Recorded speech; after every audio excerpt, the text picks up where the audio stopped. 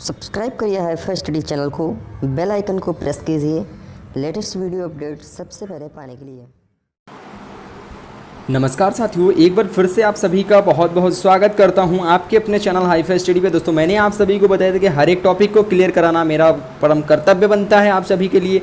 तो यहाँ पर साथियों मैं आप सभी के लिए लेकर के आज उपस्थित हो गया हूँ संज्ञा नाउन। ठीक है, संज्ञा आज पूरा का पूरा जितना भी नाउन है सारा का सारा मैं आप सभी को बताने वाला हूँ। दोस्तों, हिंदी का बहुत ही महत्वपूर्ण इंपॉर्टेंट ये पार्ट होता है जो कि आपके हिंदी के सिलेबस में भी है दोस्तों। ठीक है, तो यहाँ पर दोस्तों आज हम लोग नाउन देखेंगे, पूरा का पूरा नाउन देखेंगे, संज्ञा देखेंगे। ठीक है, तो सबसे पहले दोस्तों यहाँ पर हम लोग देख लेते हैं कि संज्ञा उस विकारी शब्द को कहते हैं जिससे किसी विशेष वस्तु, भाव और जीव के नाम का बोध होता है, उसे क्या कहते हैं साथियों? उसे संज्ञा कहते हैं। यानी दूसरे शब्दों में हम कह सकते हैं कि किसी प्राणी, वस्तु, स्थान, गुण, भाव आदि के नाम को संज्ञा कहते हैं। अब यहाँ पर तीसरे शब्दों में हम अपनी तरफ से बता रहे हैं दोस्तों, हम अपनी तरफ से तीसरे शब्दों में बता रहे हैं कि जो भी हमको संसार में सबको दिखाई देता है वो सब कुछ हमारा संज्ञा होता है। जो भी हमारा सबको दिखाई देता है वो सबको संज्ञा होता है। जैसे कि आपको पता है कि नाम का बोध होता है, जीव के नाम का बोध होता है, तो जितनी भी चीज़ें हम देखेंगे उनका तो हमारा नाम तो ना होगा, नाम तो कुछ ना कुछ होगा ना दोस्तों। तो यहाँ पर तीसरे शब्दों में हम कह सकते हैं, नहीं अपनी तरफ से लगा के कह सकते हैं सिंपल। अगर आपको किसी छोटे बच्चे को आपको समझाना है कि भैया संज्ञा क्या होती है, तो उसको अगर आप ये परिभाषा बताओगे यार बिल्कुल भी नहीं समझेगा, वो बिल्कुल भी नहीं समझेगा। क्यों नहीं समझेगा? क्योंकि उसको सोचने की क्षमता नहीं होती यार, याद करने की क्षमता नहीं होती। लेकिन आप अगर बच्चे से कह दोगे कि आपको, अगर आपसे कोई पूछता है कि संज्ञा क्या है, तो अगर बच्चे को आप बता देते हो कि हाँ वो चीज़ संज्ञा है जो भी आपको इस संसार में दिखाई पड़ रहा है, सारा का सारा सब कुछ क्या साथियों संज्ञा है, तब वो बच्चा बहुत आसानी के साथ समझ भी जाएगा। तो यहाँ पर जैसे के रूप में हम लोग कह सकते हैं दोस्तों यहाँ पर कि जैसे प्राणियों के नाम मोर, घोड़ा, अनिल, किरण, जवाहर, नेहरू, वस्तुओं के नाम का अनार, रेडियो, किताब, संदूक आदि, स्थानों के नाम कुतुब मीनार, नगर, भारत, मेरठ आदि।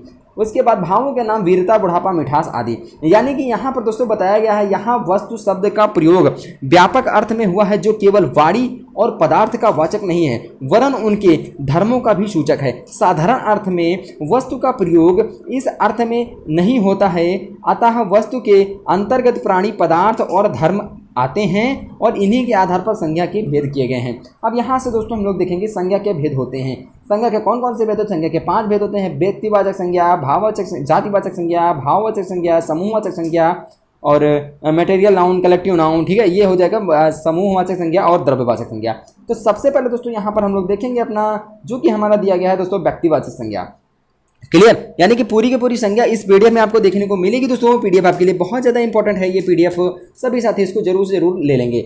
उसके बाद यहाँ पर दोस्तों देखते हैं कि व्यक्तिवाचक संज्ञा क्या हो जाएगी। यानी जिन शब्द से किसी विशेष व्यक्ति, वस्तु या स्थान के नाम का बोध हो उसे व्यक्तिवाचक संज्ञा कहते हैं। जैसे कि हो जाएगा हमारा व्यक्ति का नाम हो जाएगा रवीना, सोनिया गांधी, श्याम, हरि, सुरेश, सचिन आदि हो जाएंगे। अब यहीं पर हम बात कर लेते हैं वस्तु का नाम क्या हो जाएगा। यानी कार, टाटा चाय, कुरान, गीता, रामायण जो आदि हो जाएंगे, ये हो जाएंगे दोस्तों वस्तु के नाम। स्थान का नाम क्या होता है? जैसे कि ताजमहल, कुतुब मीनार, जयपुर आदि हो जाएगा। दिशाओं के नाम उत्तर, पश्चिम, दक्षिण, पूरब ये हो जाएंगे दिशाएं आपकी। साथ में यहाँ पर बात कर लेते हैं देशों के नाम, तो जापान,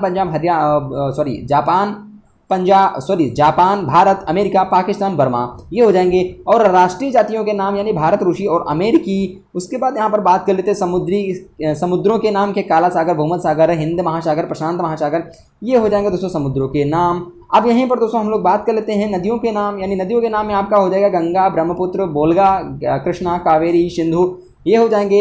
और पर्वतों के नाम कुछ हो जाएंगे। उसके बाद नगरों, चौराहों, सड़कों के नाम हो जाएंगे, पुस्तकों के नाम हो जाएंगे, ऐतिहासिक युद्ध घटनाओं के नाम हो जाएंगे, दिनों महीनों के नाम हो जाएंगे।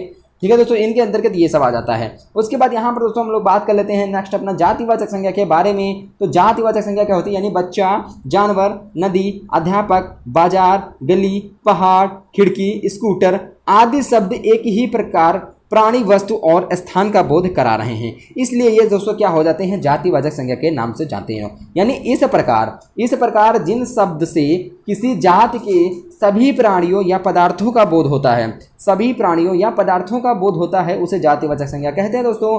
जैसे कि आपका हो जाता है लड़का हो जाता है, पशु पक्षी हो जाते हैं, वस्तु, नदी, मनुष्य, पहाड़ आदि हो जाता है। उसके बाद यहीं पर लड़के से बात करते हैं, लड़के से राजेश, सतीश ये हो जाता है। पशु पक्षियों के नाम हो जाते हैं, यहाँ पर वस्तु के नाम हो जाते हैं, नदियों के नाम, मनुष्य के नाम। यानी कि हर चीज़ आपको इस पीडीएफ में दोस्तों मिलने को मिल रही है, देखने को यहाँ पर मिल रही है, बहुत इंपॉर्टेंट है आप सभी के लिए। नेक्स्ट हमारा हो जाता है दोस्तों भाववाचक संज्ञा क्या हो जाती है? यानी थकान, मिठास इसमें आपके क्या प्रकट होते हैं साथियों? इसमें आपके दोस्तों भाव प्रकट होते हैं। जी हाँ साथियों, इसमें आपके क्या प्रकट होते हैं? तो इसमें आपके क्या प्रकट होते हैं दोस्तों, यहाँ पर आपके भाव सारे के सारे प्रकट होते हैं। तो इसको क्या कहेंगे दोस्तों, सिंपल सी भाषा में हम इसको भाववाचक संज्ञा के नाम से जानेंगे। क्लियर हो गया ना। तो आपका ये भाववाचक संज्ञा भी आपका कंप्लीट हो जाएगा, अभी देखते ही देखते बिल्कुल भी कंफर्म हो जाएगा।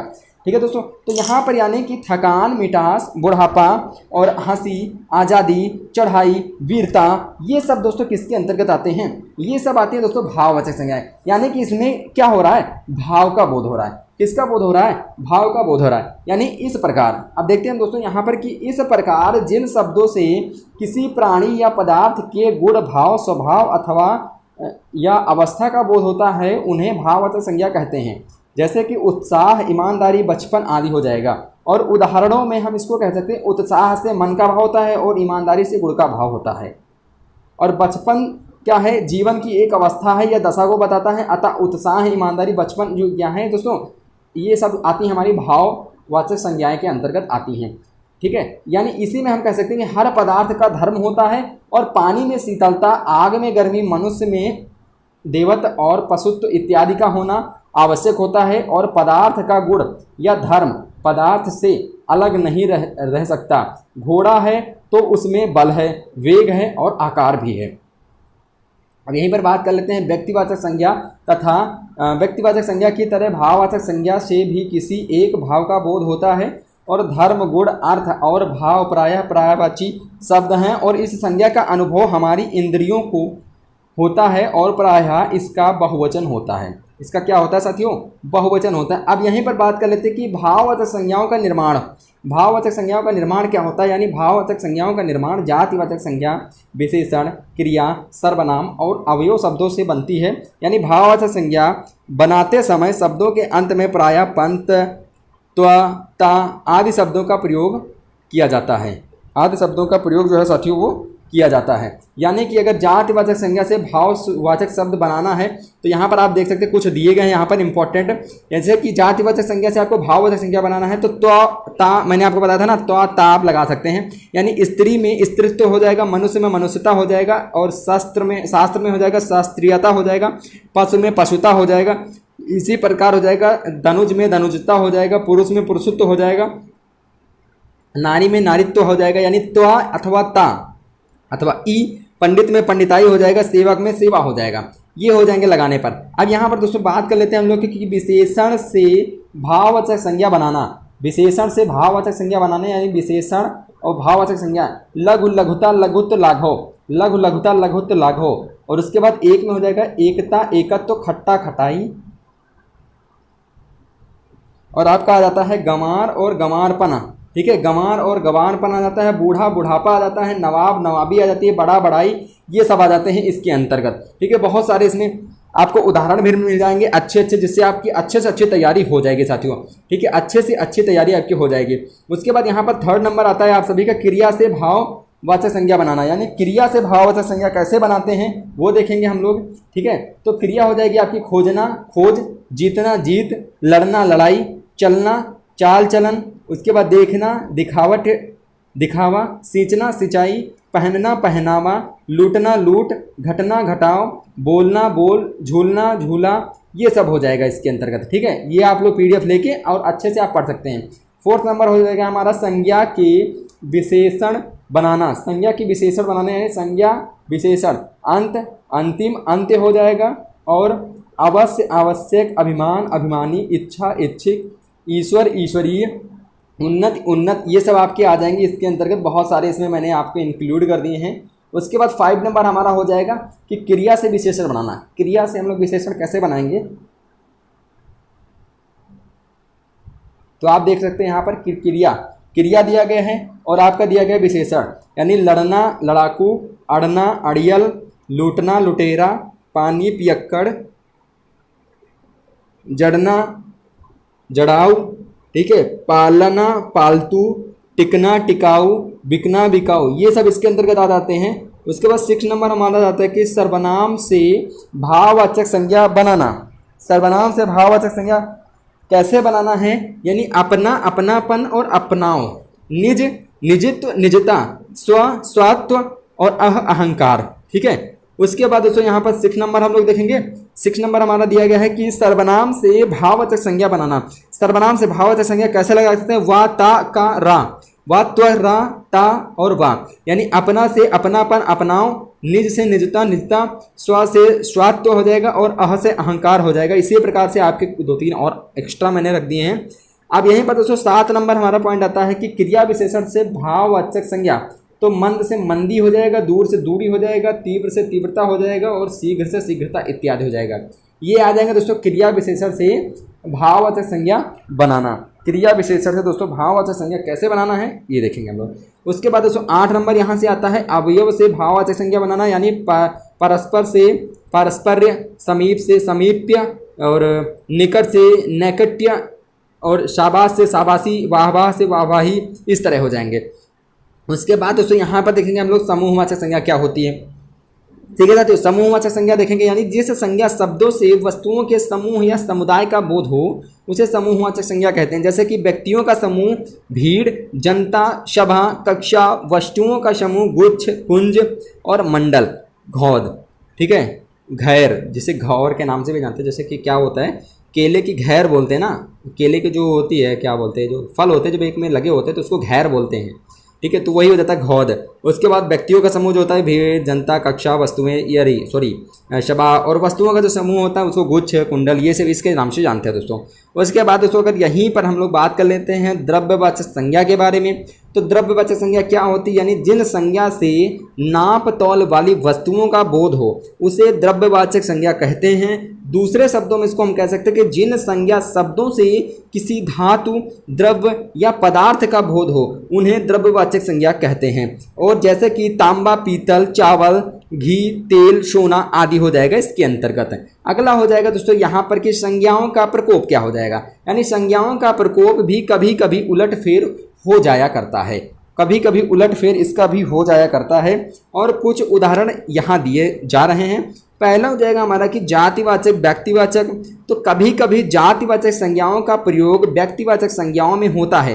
कभी कभी क्या होता है, जातिवाचक जो संज्ञाएं होती हैं उनका हम व्यक्तिवाचक में भी प्रयोग कर देते हैं संज्ञाओं में। ठीक है, और जैसे कि पुरी से जगन्नाथपुरी का, देवी से दुर्गा का, दारू से दाऊ के कृष्ण के भाई बलदेव का, और संवत के विक्रमी संवत का, भारतेंदु से बाबू हरिश्चंद्र का, और गोस्वामी से तुलसीदास जी का बोध होता है। इस प्रकार से बोध होता है, यानी कि कभी कभी क्या होता है, जातिवाचक से हम लोग व्यक्तिवाचक को जोड़ देते हैं। क्लियर हो गया ना, उसके जाति को हम व्यक्ति से भी जोड़ देते हैं, तो ये हो जाता है हमारा। और इसी के साथ आता है कि इसी तरह के बहुत से योग्य रूढ़ संज्ञाएं मूल रूप से जातिवाचक होते हुए भी प्रयोग में व्यक्तिवाचक के अर्थ में चली जाती हैं, जैसे कि गणेश, हनुमान, हिमालय, गोपाल इत्यादि हो जाता है। अगला हमारा दोस्तों खा नंबर बनता है कि व्यक्तिवाचक और जातिवाचक। यानी कभी कभी क्या होता है कि व्यक्तिवाचक संज्ञा जो होती है जातिवाचक अनेक व्यक्तियों के अर्थ में होता है, और ऐसे किसी व्यक्ति का असाधारण गुण या धर्म दिखाने के लिए किया जाता है, और ऐसी अवस्था में व्यक्तिवाचक संज्ञा जातिवाचक संज्ञा में बदल जाती है। जैसे कि गांधी अपने समय के कृष्ण थे, यशोदा हमारे घर की लक्ष्मी है, तुम कलयुग के भीम हो इत्यादि।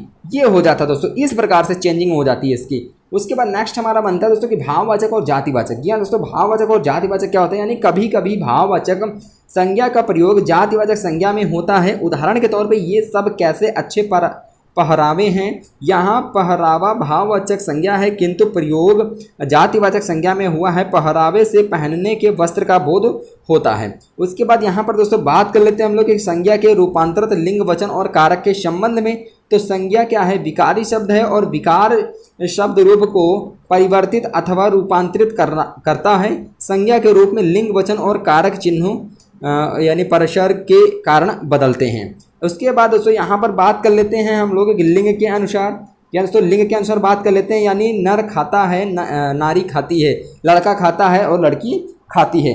इस तरह की भी हमारे जो टॉपिक्स होते हैं, इस तरह की जो हमारी लाइनें होती हैं वो भी दोस्तों यहाँ से आपकी बन जाती हैं। ठीक है, तो इम्पोर्टेंट बहुत ही ज़्यादा है। और जो भी साथी अभी तक वीडियो को लाइक नहीं किए हैं, जल्दी से सभी साथी भैया, जितने भी साथी हमारे इस टाइम वीडियो को देख रहे हैं, सभी साथी जल्दी से फटाक से वीडियो को लाइक शेयर कर देंगे जल्दी से जल्दी।